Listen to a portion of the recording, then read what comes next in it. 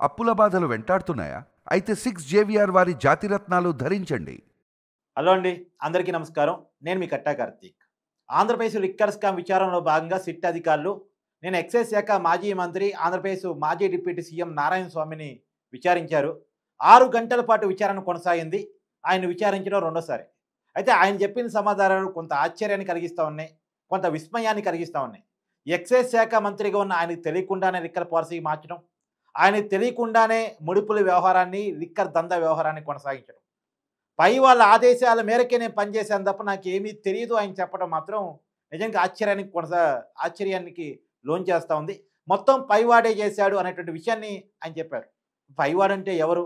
మంత్రికి పైన ఉండేది ముఖ్యమంత్రి కాబట్టి, మంత్రికి కొలువు ఇచ్చింది ఆయనే కాబట్టి అంతా బిగ్ బాస్ జగన్మోహన్ రెడ్డేనా అనేటువంటి విషయం మాత్రం చర్చకు వస్తూ ఉంది. దీని మీద మరింత వివరణ విశ్లేషణ తీసుకునే ప్రయత్నం చేద్దాం. నాతో ఉన్నారు ప్రముఖ సామాజిక రాజకీయ విశ్లేషకుడు డివి శ్రీనివాస్ గారు.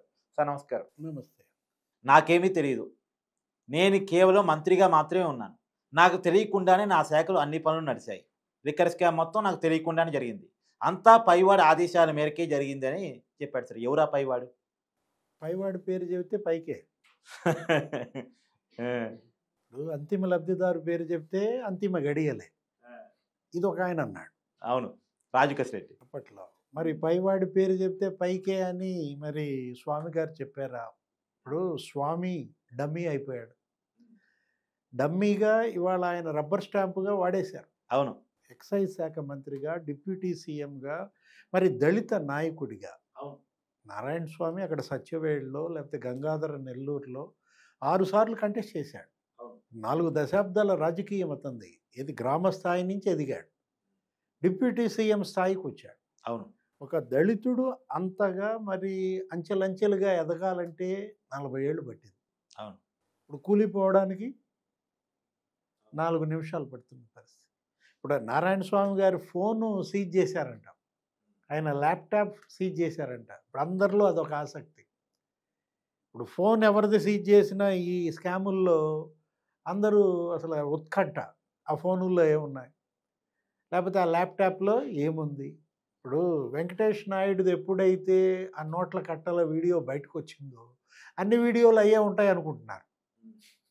లేకపోతే ఆమె ఎవరు, సినిమా హీరోయిన్ తమన్నా, అతను మరి స్పెషల్ ఫ్లైట్ ఫోటోలు ఇట్లాంటివి ఏమైనా దొరుకుతాయా? నారాయణ స్వామి ఆయన ఏంటి, ఆయన మామూలుగా ఎమ్మెల్యేగా, మంత్రిగా, మరి ఉప ముఖ్యమంత్రిగా ఆయన దగ్గర ఏముంటాయి?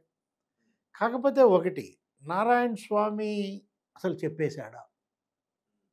అన్ని నిజాలు కక్కేశాడా? 6-7 గంటల సుదీర్ఘ విచారణలో బయటకు వచ్చి నారాయణ స్వామి ఏమన్నారు? 4 ప్రశ్నలు అడిగారు, నేను కూల్గా చెప్పే సమాధానం అన్నాడు.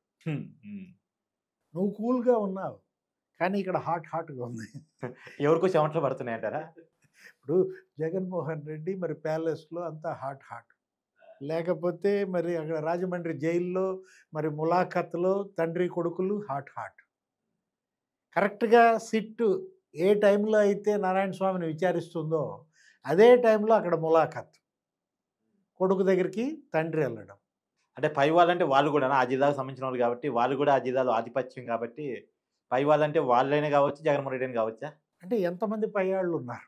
ఇప్పుడు పెద్దిరెడ్డి రామచంద్రారెడ్డి స్టేజ్ మీద ఉంటే అసలు ఈయన కుర్చీలో కూర్చోడు. అంత భక్తి, అంత గౌరవం, అసలు కుర్చీ ఎయ్యరేళ్ళు.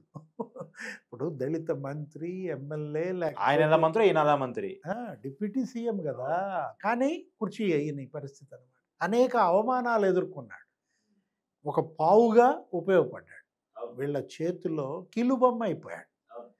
చంద్రబాబుని తిట్టడానికి ఒక మైక్గా ఉపయోగించుకున్నారు. అవును. అసలు ఎంత స్థాయికి వెళ్ళాడంటే నారాయణ స్వామి ఒక టైంలో చంద్రబాబుని జైల్లో పెడితే కనీస సానుభూతి లేకపోగా లోకేష్ని సీఎం చేయడానికి భువనేశ్వరి మేడం ఆయనకు పంపే అన్నంలో విషం కలుపుద్దేమో అన్నాడు. పురంధేశ్వరి, భువనేశ్వరి కలిపి అన్నంలో విషం కలిపి చంద్రబాబుని జైల్లో చంపేసే కుట్ర అన్నాడు. అంటే అసలు ఎలా ఇతన్ని వాడుకున్నారు అనేది నీకు అక్కడే కనపడుతుంది.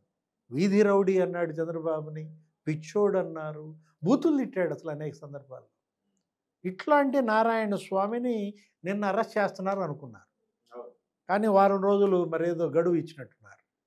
ఈ వారం రోజుల్లో మళ్ళా విచారణకి హాజరు కావాలని పిలిపించిన దీంట్లో ఆయనే ఎక్సైజ్ శాఖ మొత్తం అతని ఆధిపత్యం. అతనికి తెలియకుండా సంతకాలు ఎలా పెడతారు? ఇప్పుడు అడిగారు ప్రశ్నలు కూడా, ఏమని అడిగారు, మీరు ఇప్పుడు ఈ పాలసీ చేంజ్లో ప్రభుత్వ దుకాణాల ఏర్పాటులో మీ నిర్ణయం ఏంటి, అసలు ఆ చర్చ ఎలా సాగింది అంటే నాకేం తెలియదు. లేకపోతే అసలు ఆర్డర్ ఫర్ సేల్ అది ఆన్లైన్ విధానం కాకుండా మాన్యువల్ ఎందుకు మార్చారు అని అడిగితే నాకేం తెలియదు. ప్రతి దానికి అతను ఇచ్చినటువంటి సమాధానం నన్ను అడగకుండానే వాళ్ళు చేశారు, వాళ్ళు ఏది నిర్ణయం తీసుకుంటే అది నేను ఆమోదించడమే అన్న హెల్ప్లెస్నెస్ ఎవరిది? నారాయణ స్వామి. అసలు నారాయణ స్వామి ఇప్పుడు ఈ అవినీతి కుంభకోణంలో భాగస్వామి లేకపోతే బకరానా అంటే ఇప్పుడు ఒకటి ఒక్కొక్కళ్ళకి ఒక రేటు పెట్టారు. ఈ కుంభకోణంలో ఒకడికి నెలకు 5 కోట్లు ఇచ్చారు, ఒక లోక్సభ సభ్యుడు. ఒక రాజ్యసభ సభ్యుడికి నెలకు 5 కోట్లు ఇచ్చారు. అట్లాగే సకల శాఖలు చూసి ఆయనకి నెలకు 50 లక్షలు ఇచ్చారు. అట్లాగే మరి సీఎం పేషీలో ఉన్నటువంటి అధికారికి ఓఎస్డీకో ఎవరికో మరి 20 లక్షలు ఇచ్చారంట నెలకి. అసలు ప్రిన్సిపల్ సెక్రటరీ మెమో ఇస్తే కట్టలు వెళ్ళినాయి అంట. ఆయన కట్టలు వస్తున్నాయి కదా అని చెప్పి 36 మెమోలు ఇచ్చాడంట. ఇప్పుడు ఇదంతా కూడా కట్టల పంచాయతీ, నోట్ల కట్టలు. ఆ వెంకటేష్ నాయుడు చూపించాడు కదా ఎట్లా లెక్క పెట్టాడు, జానా బెత్త వేసి. అట్లాంటి వీడియోలు ఇంకెన్ని బయటకు వస్తాయి? నారాయణ స్వామి సెల్ ఫోన్లో ఏముంది, ల్యాప్టాప్లో ఏ సమాచారం ఉంది, అదే ఇప్పుడు జగన్మోహన్ రెడ్డి ఆందోళన, పెద్దిరెడ్డి ఆందోళన. ఎవరి పుట్టె ముంచుతున్నాడు నారాయణ స్వామి? తప్పు చేసే ముందు మీరు భయపడాలి, కానీ చేయాల్సిన తప్పంతా చేశారు. ఎంతమంది చనిపోయారు ఈ కేసులో?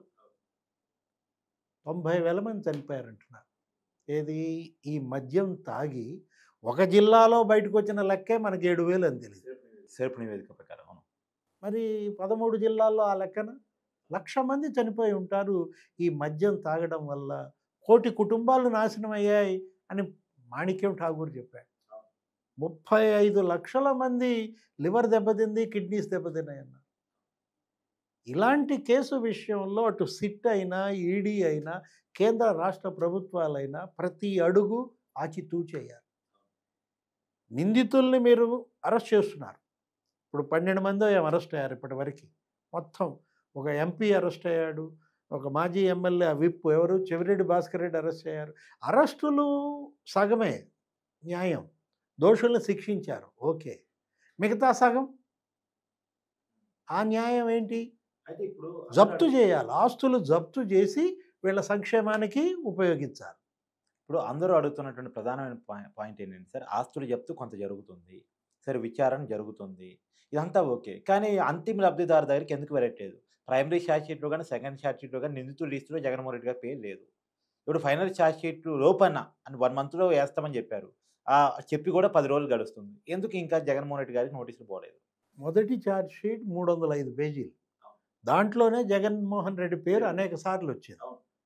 రెండో ఛార్జ్ షీట్ కేవలం వాళ్ళ ముగ్గురు మీదే. ఎవరు? సీఎం పేషి, అప్పటి సీఎం పేషి, ధనుంజయ రెడ్డి, లేకపోతే కృష్ణమోహన్ రెడ్డి, బాలాజీ గోవిందప్ప, ఇలా ఫిక్స్ చేశారు. ఇప్పుడు వేయబోయే ఫైనల్ ఛార్జ్ షీట్ పైవాడి గురించేనా? ఆలోపే విచారించారుగా పైవాడిని. ఇప్పుడు ఇప్పుడు ఇప్పుడు డిప్యూటీ సీఎం తర్వాత పైవాడు ఎవరు? సీఎం. ఇప్పుడు అక్కడ మీరు ఢిల్లీ లిక్కర్ స్కామ్ గుర్తులేదా?